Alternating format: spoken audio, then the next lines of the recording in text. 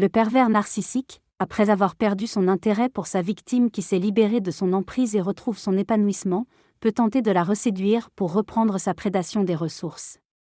Cette manœuvre peut impliquer des gestes charmants ou manipulateurs, mais il est essentiel pour la victime de se rappeler les faits malveillants passés et renforcer son estime de soi pour ne pas retomber sous l'emprise. Des représailles peuvent être prises en cas de refus, incluant la manipulation, le harcèlement, et la destruction de la réputation, mais en développant une part adulte capable de recul et de reconnexion avec ses ressources, la victime peut se protéger de ces attaques. Renforcer l'estime de soi par des exercices quotidiens de connexion aux ressources internes et apprendre à dire non face à la manipulation sont des clés pour résister à la reséduction et aux représailles du pervers narcissique. Il est essentiel de couper les ponts avec un pervers narcissique pour protéger sa propre sécurité intérieure.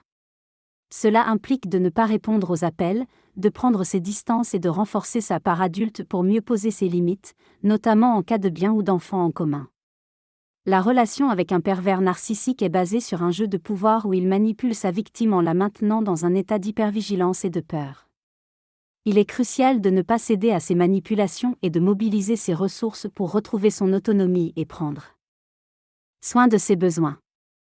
Canaliser sa colère de manière constructive, se concentrer sur sa sécurité intérieure et renforcer sa puissance intérieure sont des étapes importantes pour sortir de l'emprise d'un pervers narcissique et se protéger de ses manipulations.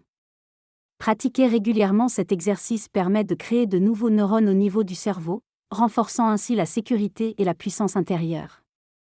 Il est important de se libérer du rôle de sauveur ou de victime, car le pervers narcissique manipule en exploitant ces schémas. La victime doit prendre conscience de ses propres blessures et besoins, se protéger de la manipulation et se recentrer sur elle-même pour se libérer de l'emprise du manipulateur.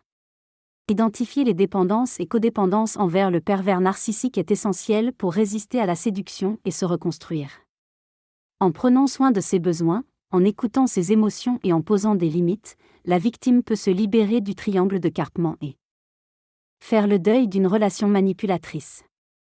Se concentrer sur la justice envers soi-même, être à l'écoute de ses émotions et de ses besoins, et se reconstruire à travers des activités plaisantes sont des étapes importantes pour se guérir de l'emprise du pervers narcissique. Enfin, il est possible pour la victime de sortir de son rôle en écoutant son enfant intérieur, en satisfaisant ses besoins et en se reconnectant à soi pour entamer un processus de deuil et de reconstruction. L'auteur souligne l'importance de redécorer sa maison, d'augmenter ses revenus, et de rechercher l'accomplissement de soi pour aider les victimes à se reconnecter à elles-mêmes. Il suggère de développer de nouvelles habitudes, de lancer de nouveaux projets et d'interagir avec des personnes bienveillantes pour renforcer l'estime de soi. Il propose la lecture de son livre Les victimes de pervers narcissiques, guérir le traumatisme pour en savoir plus.